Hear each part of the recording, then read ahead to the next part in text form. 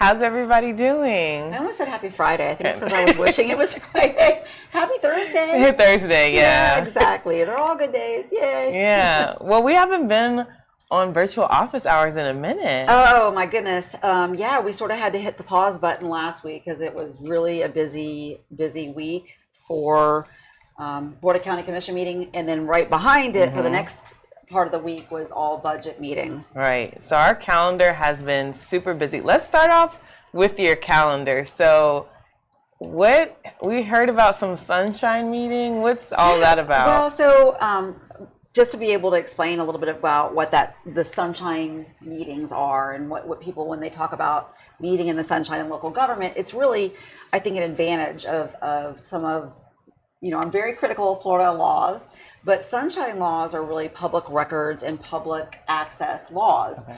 And under Florida law, whenever any elected officials at the local level meet, they have to do it at a noticed meeting, an agenda meeting, and the public has to be invited. It's really a great thing in that you don't get the backroom dealings, or that was the intent. I think probably there are areas of the state where it's still happening. Here, we're really, really careful, and we have a great system of being able to let our agenda development office and administration know if there needs to be a meeting that's noticed and agended. And last week we obviously had a BCC day, pack day, and then the next few days after that were budget full pack days. But that doesn't stop the intake of constituent calls and emails. And so, of course, this week we've been just back to back to back trying to catch up with all of that business.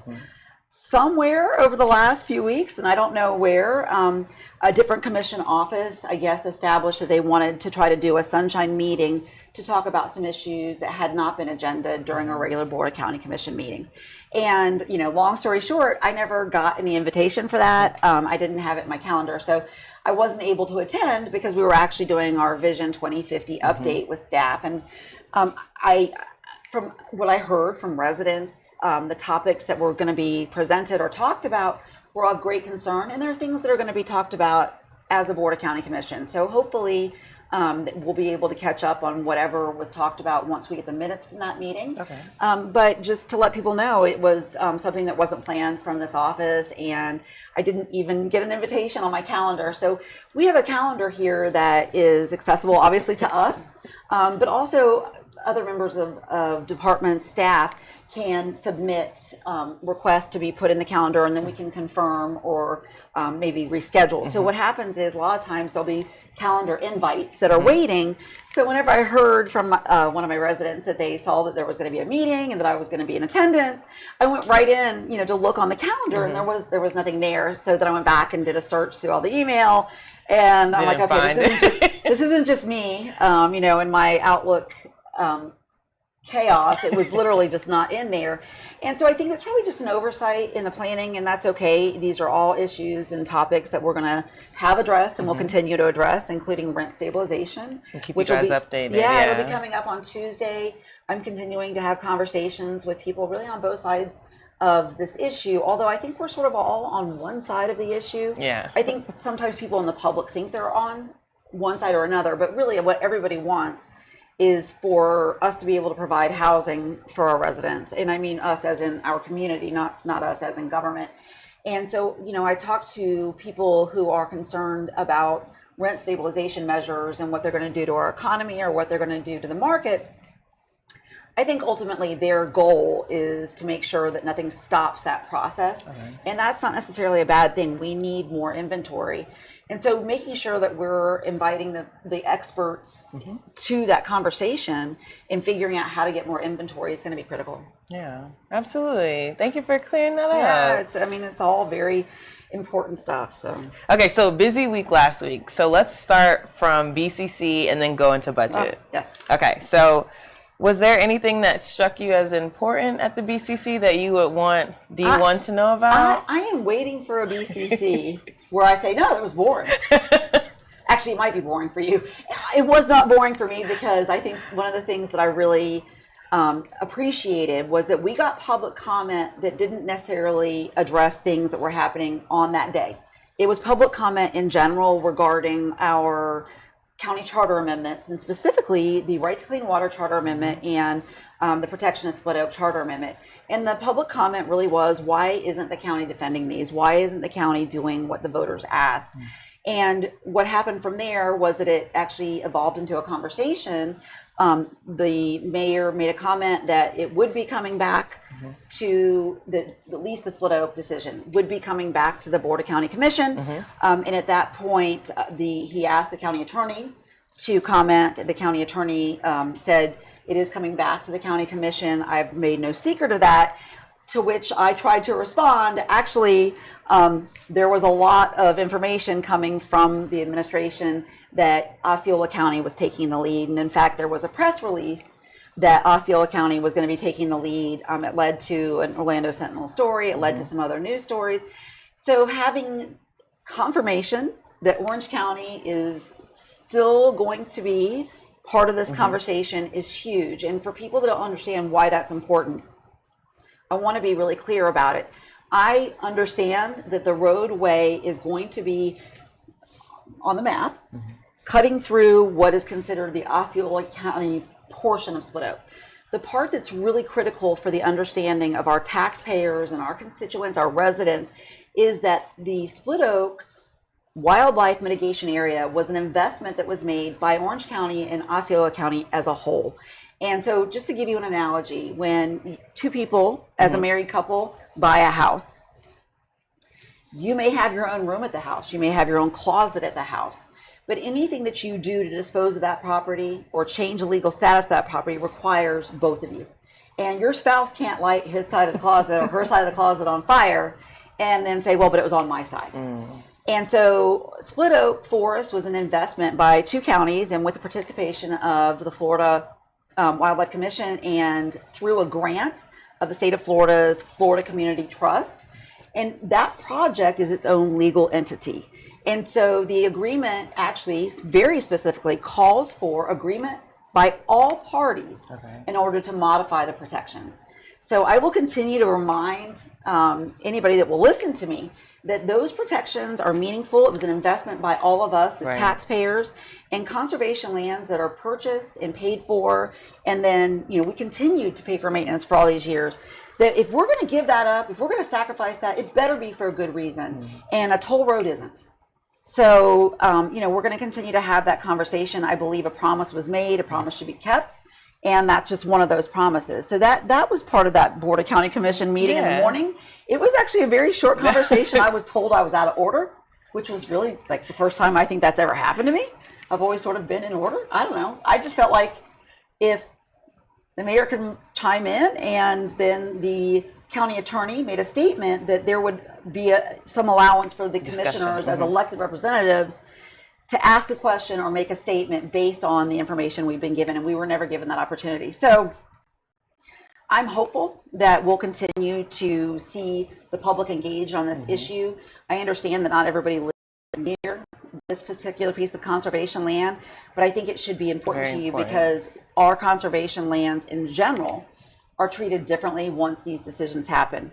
If a linear facility, which is the way they're trying to get this approval done, is allowed for a toll road, and a linear facility was really put into place for things like a ditch, a pipe, or a electrical line, not for a gigantic toll road that's severing 160 acres. But if that becomes a permissible use of that type of removal of conservation protections, nothing's going to be off limits. Right. That's nothing would be. Roads to ruin is what I can visualize, and I think there's just got to be places that we're not toll paving over and putting in toll roads. Right.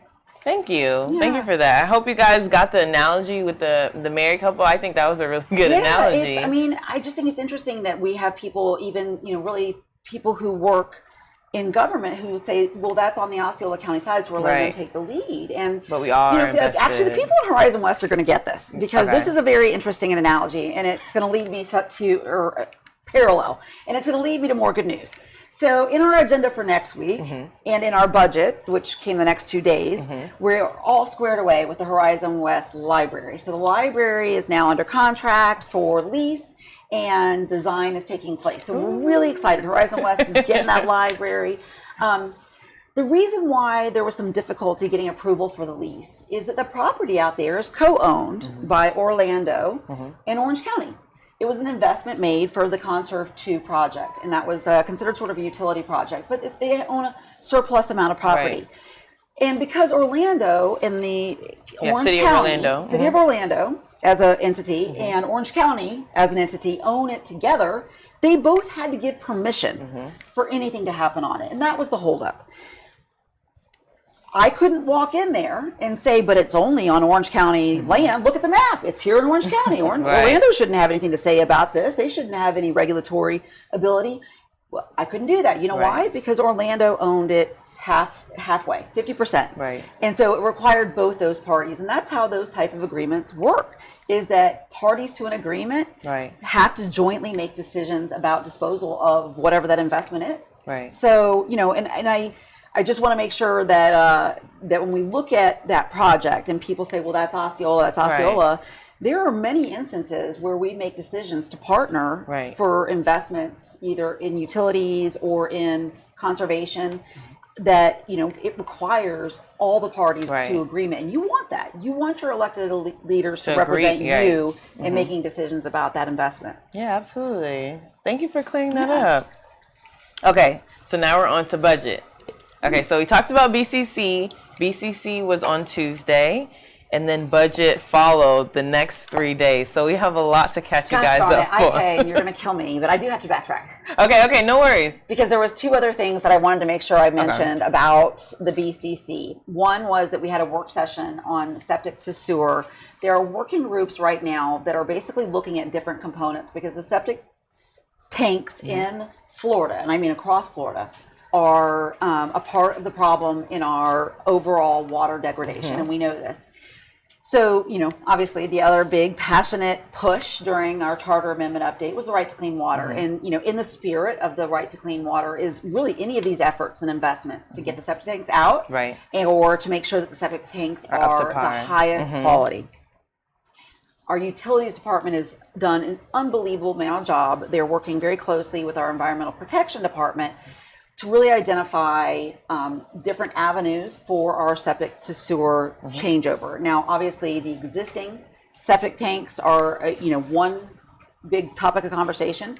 The upgrades and development plans. The one we talked about last Tuesday was very specifically for new development, and how are we going to decide in new development plans where we will permit septic, and if we will at all. I lean towards saying we're done with septic, be done with septic. But I know that doesn't always work in new developments that are for a single resident or a single business. But then we can require something they call advanced septic. And what advanced septic does is it operates actually like a little mini water treatment plant. And, you know, if they're installed correctly, and this would be obviously under the supervision of our utilities and our environmental protection division, it can offer the same protection as being on county water in county sewer. So for places that we may not be able to get sewer link ups, what are the options? And at the end of the day, and it was a really great discussion, if anyone's interested in going back to watch it, if you're interested in the septic issue and the conversion of septic to sewer, this one in particular, we're going to wait right now just for a vulnerability analysis that EPD is doing that will show us exactly the areas very precisely that if we do need to spend more money to make sure that we're not installing an old septic or, you know, the kind of old-fashioned septic, that we know where that is. Now, District 1, we have beautiful lakes. We know how vulnerable they are. It's not going to be any big surprise that when that map comes out that there's going to be many areas around Johns Lake, around Lake Hancock, around Big Sand Lake, and of course the whole Butler chain of lakes. I will believe that those are going to be identified as areas that we want to make sure that our, you know, that we can either put in the advanced septic or do a county hookup. So there'll be more coming. We have 4 different working groups. So the exciting thing is that these different groups of professionals are working on different angles of the transfer, because we need to get it done while there's still money available from the state to do these projects. And right now, it's been a priority for the last few years to look at these water quality issues. So we're not going to leave money on the table. If we can get money from the state government, if we can get money from the federal government and get it down here into Orange County to make sure our water stays clean. Yeah, absolutely. Okay, So, did Sorry. you have any? No, you're good. I had to get it out really fast. I'm getting really fast. You're doing good. You're doing good. Okay. Did you want to go to budget now? Okay, was that it for BCC? I may end up backtracking again, and I apologize. And if so, that's okay. Or if there was something that you all, if you're watching this and there was something you thought was going to be on the BCC and we haven't hit on it, please let us know. I love being able to go over those cases. We really analyze everything very closely before we go into a vote, so we can talk about any of them. But going on to budget, I think, is a good idea because there was so much that we talked about in the next 3 days of budget, and the budget hasn't been put into place yet. This was the beginning. So this was really the work sessions, and this kind of stabilized where we go in as a millage rate, and then we talk about how everything is going to be allocated. Exactly. Okay. So for budget, we talked about. Can you tell us a little bit about the parks or? It's such well. Okay, so she wants some good news. I think I want good news. So everybody loves a park story because I was like, oh my gosh, you guys, check out all the budget money that's going into District 1 in the parks. And I have to give our Parks and Rec department so much credit for the work that they've done. And, you know, I have oftentimes criticized the sector plans that we have in the county, but one of the really good things about the sector plans we have out in District 1 is they required a certain amount of space be set aside for pocket parks, and then we of course have a larger investment for our regional parks. So, you know, just in our Parks and Rec part of our update, I was, you know, feeling a little bit like the other commissioners were going to throw things at me because we're getting our budget items. The Dr. Phillips Ball Fields final phase of funding is going to be done. The Shingle Creek Trail budget items are all approved. Lakeside Village Park, Horizon Waste Regional Park, 1A, they're going to be able to, you know, we're going to see really the infrastructure put in for more access there. Bentonshire Park, Horizon Rest Trail, Waterley Park, the Watermark Park. I mean, there was just... This is good news. Yes, and I will make sure to distill that into maybe a bullet point and get it out. But the presentations came to us during budget as slides and a sort of a breakout, really a spreadsheet of the way that the budgets are being allocated, and then slides that showed what the larger spending items were. And a lot of the slides were pictures of West Orange County. So I was like, yeah, this is so exciting. And it wasn't just parks, fire and rescue. If anybody got a chance to watch their budget presentation, and I can't say enough about our Orange County Fire and Rescue and how dedicated they are to making sure that residents here, whether they've been here for years and years and years or they got here yesterday, have full access and in the best care. And we have 4 new fire stations coming into District 1 at different times. And so they have a whole plan about the way that they are utilizing actually some temporary space while one is being built. And then, you know, they staff this one, and then they make sure that this one's being staffed while they build this one. So the whole plan makes sure that nobody out there, nobody in District 1 or in any corner of our county has any lapse in service. And it's so important because in District 1 especially, we have that combination of rural lands and we have rural enclaves, and then right next to them we have some more density, and we have roads that are coming in where, because people are, you know, not used to driving in certain areas with as many other cars, we're having more accidents. And so really the need continues to grow with the population, and we have to make sure that we're keeping up, and that Orange County Fire and Rescue does an amazing job. Oh, awesome. That's good news, you guys. We'll try. Yeah, I mean, budget's like really scary. Yeah. You know, you go to budget, nobody wants to talk about balancing your checkbook, right? Like, it is a scary time. And local government, we're required. We have to balance. We don't get to carry a debt. And the departments, you know, really end up kind of queuing up the most important things. And the hope is that when this comes forward, that we're all in agreement. You know, and as your district commissioner, clearly the issues in District 1, I always try to make sure, is District 1 being remembered? Because we're not downtown Orlando. Is District 1's needs and services, you know, getting as much of the resource as, you know, other areas in the county? And I can assure you at the end of this budget session that that is the truth plus some. I felt really, really encouraged by the updates, not just from Fire and Rescue and Parks, but also our Sheriff's Department and their investment in, I would say, some really important community outreach and education, some really great crime prevention programs. and then educational and other trainings for the sheriff's department. And, you know, I came into office after the summer where George Floyd was murdered on the street in front of residents, and the distrust level was so high, and people didn't understand, and I didn't understand, how do we continue to throw money at a system that's broken, and how do we continue to fund something that's hurting people? And so being able to really dig into that budget, that sheriff's budget, and talk to these men and women who've devoted their life to making sure that not only they're keeping their community safe, but that they're building that trust and repairing that trust. And so one of the initiatives that they've invested in Orange County Sheriff's Office is, with our budget approval, is the Behavioral Response Unit, which is taking mental health clinicians and having them partner with the Sheriff's Department on calls. And they're going to continue investing in training for our call center, because that's actually where those things start. And if there's a mental health issue that has not been identified, and law enforcement gets there and they don't know what they're walking into, that's sometimes the recipe for disaster. So having a specialist when we know a specialist is needed is really critical, and we're getting more and more data back that it's really useful. So I thought it was a great update. I also, if you ever have any questions about some of their educational programs, we talked about their teen driving school, and I asked if we could get a husband driving school. You know, I got a couple chuckles out of it, but I know my husband, if he's watching this, isn't going to think that's funny.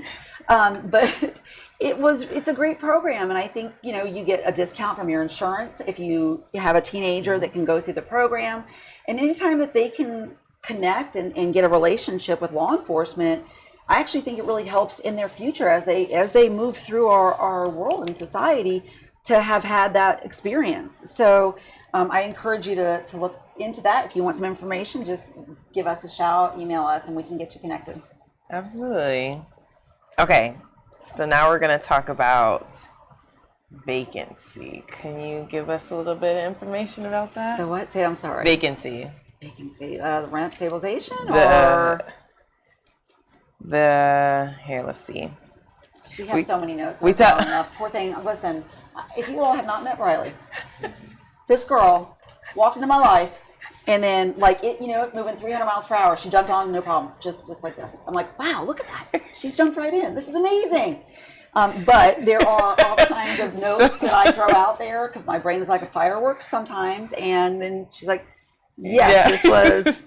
Yes, rental vacancy. Or we can also talk about American Rescue Plan. Oh, okay. So whichever one you want to pick. Okay, so if we're talking about the rent stabilization, rent control, rental crisis really has been a topic that we took up at the board last month, that we're going to be taking up again next week, and that we are continuing to look at opportunities really during our budget to try to make sure that we're investing in things that support our Housing for All plan, and that hopefully can stabilize what has been a crisis for some time.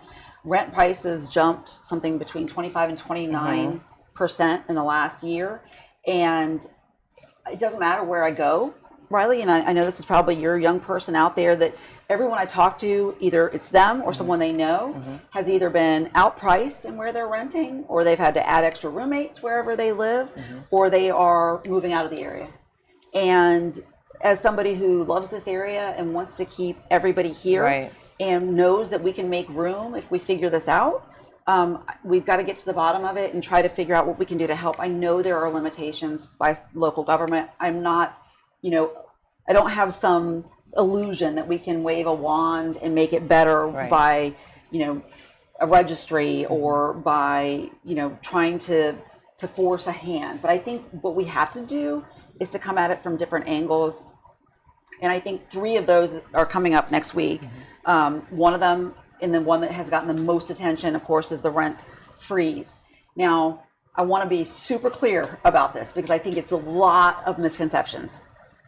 Rent control measures in other parts of the country cannot happen in the state of Florida because of Florida law.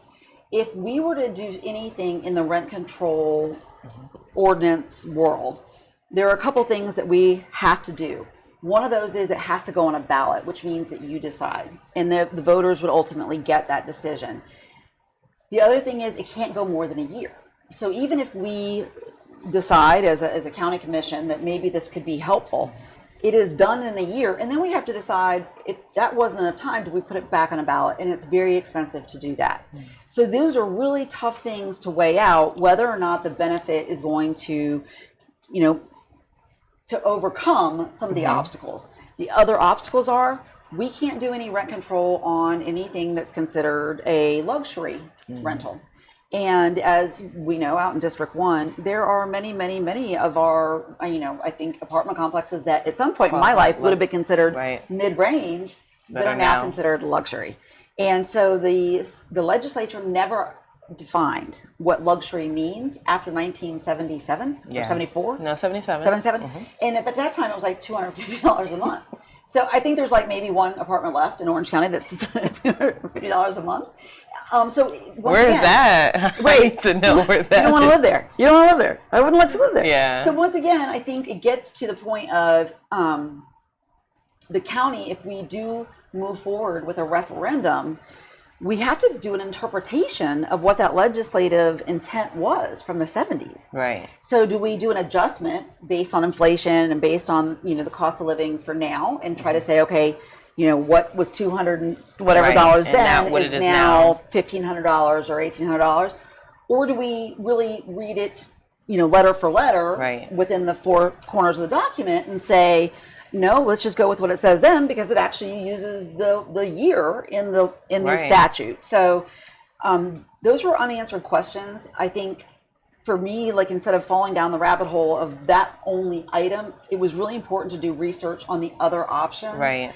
And two of them, I believe, will be able to move across the finish line very quickly. One of those is a notice requirement that says if a landlord is raising the rent, and we can carve out special exceptions if there's something emergent, right? If they have to do some emergent repair or there's something emergent that's going on. But if they're doing a dramatic raise in rent, that there needs to be a certain amount of notice, a 60-day notice. And it's modeled off of other areas that have done it and been successful without challenge. And the feeling in the affordable housing market is that wouldn't necessarily impair companies from coming in and building more housing or being able to invest in our workforce housing here in Central Florida. The other one is the Tenants Bill of Rights. It's really important that we look at the things that people are feeling very powerless about. And we had the opportunity to meet with the Legal Aid Society and talk to them about how many ways they're assisting people. And, I encourage you, if you're in this position of, you got something in your door and it says that your rent's going up, 100% in the next 10 days, and you think, can they do this? Is this legal? Don't be afraid to reach out to the Legal Aid Society, the Orange County Bar Association. They do a really wonderful job that you don't have to worry about anything that's going to cost you money by reaching out to them, because what they do is a public service, and they want to make sure that you're getting the full scope of information. I think there's a lot of intimidation people have about calling a lawyer because they think they're going to have to pay for that time. Right. No, make the phone call. We can get the information out about Legal Aid Society, and maybe we can even at some point at a different one of these talk about our chance to talk to them at length. That'd be fun. Okay. And then the last thing, American Rescue Plan. American Rescue Plan. Yeah, so it was part of the budget update. And as people recall, the federal government passed the American Rescue Plan and implemented payments in two stages. And the first stage was really put into effect in our last budget cycle, and the second one will go into this budget cycle. Much of the funds are identified as being revenue replacement. So things that were affected by either having to delay the project or because the revenue stream changed during COVID, the American Rescue Funds have the ability to make up the difference. Having gotten the updates about what's going on in our revenue, I actually think there's so much to be optimistic about as far as the county's resources. And I think there was a lot of concern because we rely so heavily on tax dollars from our tourism industry. And I think that we need to continue to look for stable tax base. And I think we need to continue to really look for innovative jobs and innovative creation of other economic Revenue. center. That being said, our TDT, which is our tourist tax dollars, have rebounded in a very healthy way. The biggest problem with that is it can only be used in a very narrow sense. And that, once again, that's the state. You know, if you are involved speaking to your state representative, I would encourage you to ask, you know, is there any opportunity to loosen up what we use our tourist tax dollars for? Because infrastructure items, we're not permitted at this stage in the game. I didn't know that. Yeah, and it's down to the penny, right? So there's, you know, on so much of it is broken out for use in promotion. Okay. So basically saying, you know, we're raising the money from tourism, it goes back into tourism. I don't have a problem with that being, you know, part of the equation, but I think that if your area, and our area is one of these, doesn't right now, we don't need a new convention center. We don't need a new stadium, but we do have a lot of infrastructure needs, and we do have a lot of things that I think would make our tourists very happy. Right. If we were able to use some flexibility. So I can still see a nexus in tourism and wanting to visit here by utilizing those dollars that way, but we just don't have the flexibility because the statute is so limited and basically narrowly says it has to go back into promotion for tourism. Oh, wow. I didn't know that. Thank you for clearing that up. Yeah, well, I mean, I think, you know, last year during a legislative session, Representative Anna Eskamani moved forward with what was going to be a very, you know, a repealer that would allow some more flexibility so that we could look at utilizing part of that funding for transportation needs. And I can't think of a actually more appropriate use for tourism dollars, you know, than being able to move our tourists around. And there was just no appetite for it at the state level. Something you guys got to ask for. Yeah. Listen, ask the hard questions. Now's the time to do it. It's election season. Yeah. Like I am on the canvassing board at the Supervisor of Elections office. So I am not weighing in on either side of anything. And I really appreciate being able to take a nonpartisan role here. But I will tell you, it is the time to ask the tough questions. And you need to think about not the red, the blue, not the R, the D. You need to think about the issues that are important to you and ask your representative about where they stand. Right. And, you know, and I mean this, if you're a teacher, if you're a firefighter, if you are a, you know, just a regular Floridian who wants to make sure that Florida continues to be a place that is attractive to everybody to visit or live, or companies that want to bring their business here, we've got to figure out what's going on in Tallahassee because it is not functional, and it's very, you know, it's a very scary thing that every single legislative session I worry about what's coming out. And now I look back on some of those and my worry was just about how much funding our teachers were going to get. And now my worry is, are they going to arrest our teachers for talking about things that they don't think they should be talking about? And that's a really scary evolution of the overreach from Tallahassee into our classrooms. Our teachers have to be certified. They're certified teachers. Why aren't we letting them teach? Right. Why are we censoring them? It's really scary. Yeah. Well, was there anything else you had? Look at me. I'll just keep on. Was there anything else? Let me turn it on you. Okay. How's it going? Tell us about your first few weeks and how, what do you think? So, D1, I love you all already. You guys have been so amazing. I've already gotten a lot of constituent concerns. You know, we're getting back to you day by day. And I've already gotten a lot of wins. You know, people say, oh, well, they're actually coming out this week to talk or to fix something, or, you know, so it's really exciting to see how this office influences and connects with you all. So I'm just so happy to serve you all. So I'm so happy you're here. Yeah. It's been busy though, but I really like it. I thought last week was a month ago. That's how she said that BCC was last week. I said, yeah, that's why we didn't get a chance to do this, office hours last week, because we had BCC and moved right into our budget session. So, and it made me feel really bad because I had a conversation with a constituent that was like, "You're ignoring me," and I'm like, "We're not gonna believe this." We're not ignoring you. But I can't go into that budget session and answer my phone like that. You wouldn't want me to do it that way. You want me to keep an eye on it. So I promise if we haven't responded, we will get there. If there is something that's happening in your neighborhood, in your area that Public Works can help with, call 311 and go ahead and file a report that way. And then you can always follow up with us also. But that at least creates a timeline because it's an immediate trigger for a case. And then, if there's a development case coming that you're concerned about, keep an eye out for our newsletter. We make sure to publish all of that and just reach out with any questions you have. NicoleWilson.org. Yes, or email the District 1 at ocfl.net. Yeah. I get all singled up in it. Well, thank you guys so much for joining us for virtual office hours today. And we will see you all next week. Thank you. Bye.